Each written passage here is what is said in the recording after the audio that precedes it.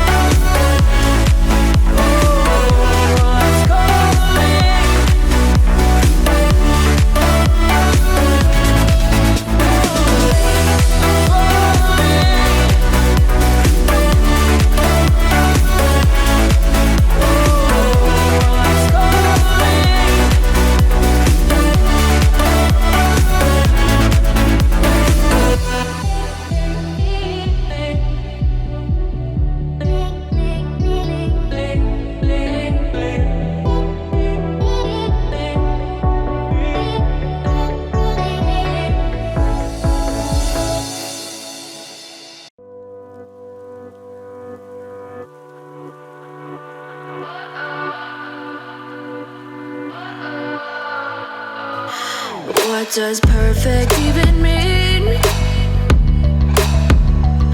Is there even such a thing? Ooh, can we switch up all the rules and imagine a utopia? Darling, I'm just so fed up with these expectations. They keep weighing me down.